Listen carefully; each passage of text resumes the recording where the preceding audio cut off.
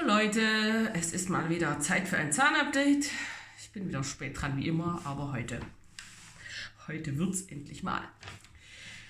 In diesem Monat war ich ja nicht in Heidelberg. Ich kann also auch von keinem Termin berichten. Ich berichte also mal, was sich so getan hat jetzt im letzten Monat. Und um die Lücke zu füllen, mache ich noch eine Buchvorstellung. Ich stelle euch ein Buch vor zum Thema Zähneknirschen. Das da. Schluss mit Zähneknirschen.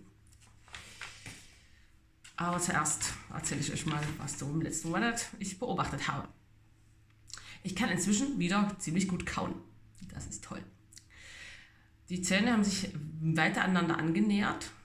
Dadurch, dass jetzt beim letzten Termin, von dem ich letztes Mal berichtet habe, die letzten Molaren, also die Siemer, mit eingebunden sind in die Zahnspange, oben und unten. Und dadurch bewegen sich jetzt die Sechser mehr in Reihe. Also die Sechser standen ziemlich so im hinteren Bereich so nach hinten raus, runter und hatten also erst Kontakt und alles andere hatte keinen Kontakt. Und das bewegt sich jetzt so langsam, dass das alles schön gerade wird.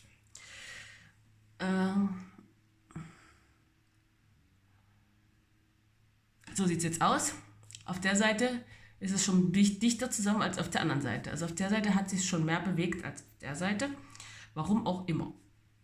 Wenn man genau hinguckt, sieht man das auch. Auf der linken Seite hier. Ja. Sieht man, dass der Sechser im hinteren Bereich noch weiter nach unten guckt. Da. Mit der Spitze da. Und auf der anderen Seite hier, auf der rechten Seite, da.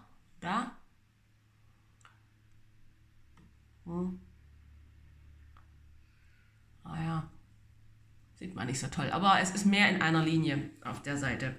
Die ganzen Zähne sind mehr gerade irgendwie quasi, so wie sie vorher eben auch waren. Ich denke, das kam durch die Aufbauten. Die Aufbauten die waren ja bloß unten auf den Sechsern, haben oben Kontakt gehabt mit den Sechsern, aber wahrscheinlich nicht komplett auf den ganzen Zahn und dann hat der Zahn sich halt so ein bisschen im hinteren Bereich gekippt, vermute ich mal irgendwie so. Und das wird jetzt ausgeglichen dadurch, dass die Siemer, die dahinter mit eingebunden sind. Also auf der Seite sind die Zähne schon ein bisschen dichter zusammen, also die ganze Zahnreihe, als auf der Seite und das merke ich auch. Ich merke das an verschiedenen, jetzt ein paar Tage lang Verspannung in der rechten Hüfte. Dann habe ich seit gestern so ein bisschen so Kopfschmerzen nicht, aber so an der Grenze so. Dann muss ich mich ab und zu wieder einrenken, weil so ein bisschen die Halswirbel sich verklemmen. Also ist alles noch nicht so rund. Aber es kommt dahin. Ich kann auch wieder Fleisch essen. Heute der Gulasch ging ziemlich gut. Apfel geht auch wieder, was ja ganz lange nicht ging. Apfelstücke so, die hatte ich klein gekaut und dann wirbelten die Apfelstücke in meinem Mund rum und kleiner wurden sie nicht. Das geht jetzt wieder. Also das Kauerlebnis ist schon fast wieder wie vorher. Nur gerade so diese Differenz rechts und links noch mehr Platz und mehr Abstand und rechts schon nicht mehr. Das macht halt so gerade so ganz Körpermucke, die ja aber auch wieder sich geben sollten. Ja, das Lippenbändchen habe ich jetzt den ganzen Monat immer massiert. Also das Massieren ist echt das Wichtigste. Einmal durchschneiden ist nur ein Ding davon. Ich habe mal dann 2 Tage lang vergessen zu massieren und dann hatte sich schon wieder ganz schön angesetzt. Also das wächst ganz schnell wieder an da unten. Und dann habe ich doch mit Gewalt da ein bisschen abmassiert, dass das wieder wegbleibt. Und ich hoffe, dass es jetzt reicht. Ne? Also wenn man das mit Laser macht, kann man natürlich viel gründlicher arbeiten. Wenn man das ich habe halt gerade mal minimal so viel durchgeschnitten, wie nötig ist, aber ich hoffe, es reicht. Also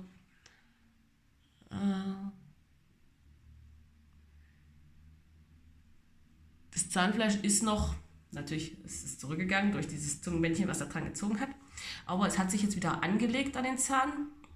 Es tut nicht mehr weh, das hat ja immer so weh getan. Es wackelt auch nicht mehr rum, wenn ich mit einer Lippe so mache. Also das Zungenbändchen ist jetzt hoffentlich so weit weg, dass das Zahnfleisch jetzt wieder daran sich komplett anlegt. Aber es hat eine Weile gedauert, das Zahnfleisch da wegzuzerren. Also denke ich mal, das dauert auch ein bisschen, bis das wieder komplett so ist. Mal gucken. Ich beobachte das. Ja, das waren meine Beobachtungen jetzt des letzten Monats. Die Zähne sind jetzt wieder stabil, also ich kann wieder fest zukauen. Die Bewegung, die da stattgefunden hat, das ist jetzt alles wieder ganz gut. Also eine Weile her und dann stabilisieren sich die Zähne wieder. Und das war eigentlich schon alles. Und deswegen stelle ich euch ein Buch vor zu diesem ganzen Thema. Das Buch ist von einem Christian Koch. Der hat dieses Problem auch. Und was ich bei ihm interessant finde, da ist auch, dass bei ihm einseitig die Kaumuskulatur so groß ist. Also offensichtlich presst er vor allem auf der einen Seite, deswegen ist die Kaumuskulatur so trainiert.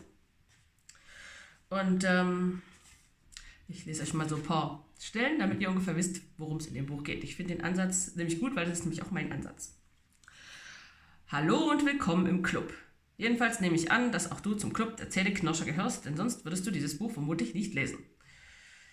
So, falls du auf der Suche nach dem einen Patentrezept bist, bei dem du nur einen Zaubertrank oder eine Tablette schlucken musst, dann ist dieses Buch leider nicht das Richtige für dich. Wenn du aber bereit bist, Eigenverantwortung zu übernehmen und aktiv etwas dafür zu tun, dass es dir besser geht, dann ist dieses Buch für dich bestens geeignet. Ja, so war das nämlich bei mir auch, als ich Eigenverantwortung übernommen habe. Und da beschreibt sich auch kurz, wie das bei ihm war. Die oben erwähnte Eigenverantwortung habe ich im Verlauf meiner Gesundheits- und Krankheitsgeschichte als den besten Weg für mich erkannt. Da kann ich nur zustimmen. Denn als ich nach 22 rundherum gesunden Lebensjahren eine Reihe unerklärlicher Symptome bekam, habe ich eine ganze Zeit lang auf das Urteil einzelner Ärzte vertraut und mir gedacht, die werden schon wissen, was sie tun. Schließlich haben sie Medizin studiert und ich nicht. Typischer Spruch, ne? Als dann aber trotzdem mein Gesundheitszustand immer schlechter wurde und ich dafür von keinem Arzt eine nachvollziehbare Erklärung bekommen konnte, habe ich entschieden, ich nehme die Sache selbst in die Hand. Ja, das war bei mir nämlich auch so. Die Ärzte hatten irgendwie keinen Plan. Jeder hat irgendwie so, ja, vielleicht das, ja. Aber es hat alles nichts geholfen da, dieses Abschleifen und irgendwelche so Sachen. Ja. Und das war bei ihm nämlich ganz genauso. Hat viel Geld gelassen, aber eine Lösung gab es nicht. Und dann hat er nämlich genauso das gemacht, was ich gemacht habe. Hat angefangen, sich selber zu beobachten. Wo sind die Schmerzen? Was tut mir weh? Und was ist da?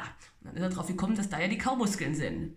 Und dann hat er angefangen zu recherchieren über die Symptome, die er hatte. Er hatte irgendwie Blendempfindlichkeit und Kieferknacken, glaube ich. Ja, und Kopfschmerzen, genau. Und dann hat er sich seine Diagnose selber gestellt, in ziemlich kurzer Zeit.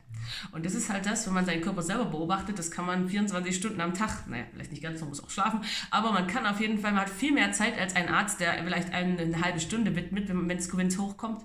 Man hat viel mehr Zeit, sich mit sich selbst zu beschäftigen, die Symptome zu beobachten, die man hat. Und mit dem Internet hat man ja alle Möglichkeiten zu recherchieren, was das sein könnte. Und da auszuprobieren und was hilft mir. Und genau das habe ich auch gemacht. Und er stellt hier eigentlich so ziemlich alles vor, was man machen kann. Und davon habe ich auch einiges gemacht. Zum Beispiel den Aqualizer, das ist so eine Relaxationsschiene mit Wasserkissen, die erstmal den Unterkiefer in entspannte Position bringt. Das war meine Rettung über eine ziemlich lange Zeit. Oder den Atlas richten mit Atlantotech. Das habe ich auch gemacht, weil wenn man jahrelang Zähne gepresst hat, durch die Kräfte da, die wirken, dann wird der Atlas oft luxiert, sagt man auf Schlaudeutsch. Und dadurch hatte ich dann Verspannung am ganzen Körper und Körperschiefstand. Und das wurde damit behoben. Und Kieferorthopädie beschreibt er auch so allgemein. Das Einzige, was er nicht beschreibt, ist jetzt die AGA, die spezielle AGA, also das ist halt in Deutschland unbekannt. Was ich hatte, diese Schiene, die den Oberkiefer so nach vorn bringt. Aber sonst, Ernährung, Stressbewältigung und verschiedene Schienen, was man alles so machen kann. Also da geht er ziemlich ausführlich drauf ein und also ist ziemlich gut recherchiert, finde ich. Und seine Erfahrung damit und so. Also ich finde, es ist gut zu lesen und Erfahrungsberichte und ziemlich viel Wissen. Also wer mit dem Thema zu tun hat, ist eine gute Lektüre, denke ich. Einzige, was nicht so was allgemein im deutschsprachigen Raum nicht verstanden wird, ist halt, dass der Unterkiefer nach vorne kommen muss. Also es ist oft es geht so unter, dass der Unterkiefer nach vorne kommen muss, um in eine entspannte Position zu kommen und dass dadurch auch dieses ganze Pressen und Knirschen in den meisten Fällen von alleine aufhört. Und dass es aber oft nicht möglich ist, weil der Oberkiefer zu klein ist. Also das ist so ein einfaches Prinzip, was aber oft nicht verstanden wird. Aber davon abgesehen bietet das Buch ganz viele Ideen, wie man sich selbst helfen kann.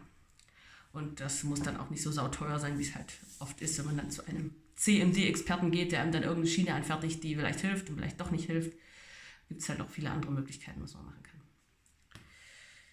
Ja, das war die Buchvorstellung und mein Video für heute. Jo, bis dann. Tschüss.